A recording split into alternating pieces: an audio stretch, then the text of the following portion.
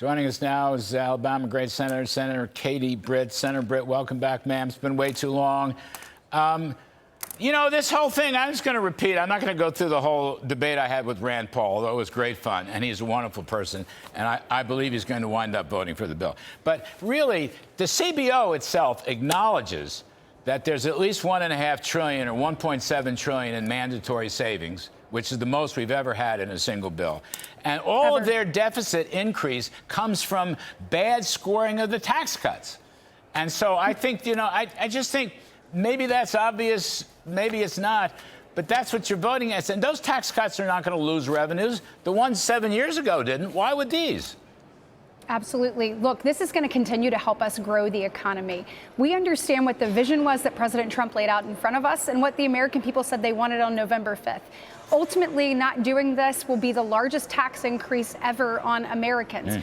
Our goal is to make sure that we're looking out for hardworking Americans. If you think about the things that are in this bill that have never been done before, no tax on tips, no tax on overtime, no tax on Social Security, we are looking at how do we help hardworking Americans and how do we help this economy grow. Look, I am excited about this bill. I'm excited about what it does. And when you're looking at things like entitlements, like you said, we're looking to find ways to strengthen and preserve those for the people who need them.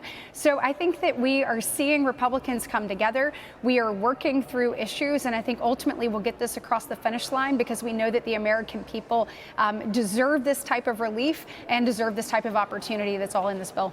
Yeah, Mehmet Oz made a very good defense, by the way, of the waste, fraud, and abuse savings in that Medicaid program, which is completely out of control. But, Senator, can I change subject? I want to talk to you about China. 275,000 Chinese in our schools, mostly the better schools, say the top 20 schools. A lot of people say, you know, they have to be debrief the Chinese Communist Party all the time. And there's a second story out you may be aware of in Michigan.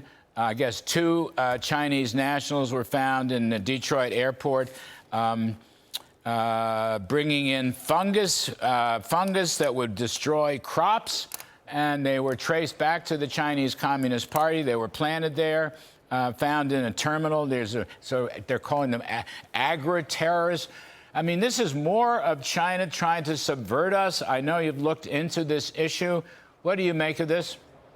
Yeah, absolutely. It's COVID 2.0. When you look at what China's intentions on us are, I mean, they are clearly our greatest adversary and threat. And if you think about what this could do, what it could do to our supply chain, our food supply chain, what it means for national security, it is unbelievable. We have to get to the bottom of it. We have to call it what it is, and then we have to hold these people accountable. I mean, the CCP undermines us at every turn, whether it's undermining the American worker, which thank goodness President Trump is finally holding them accountable for, leveling the playing field for American workers. I mean, I am of the belief that if you put us on a level playing field, we will outperform everyone every single time, or whether that is stealing our intellectual property or things like we saw in COVID or are seeing here today.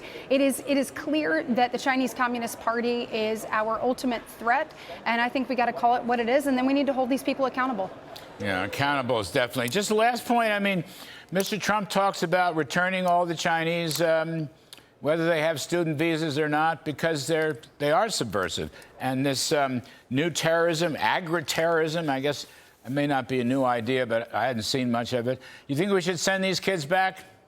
Look, I think what President Trump is doing to our American universities is making sure they understand the mission. The mission is to educate American citizens. Obviously, if we have people from other countries, that's fine, but you have to be able to abide by our rules and understand what it means to be in the United States of America.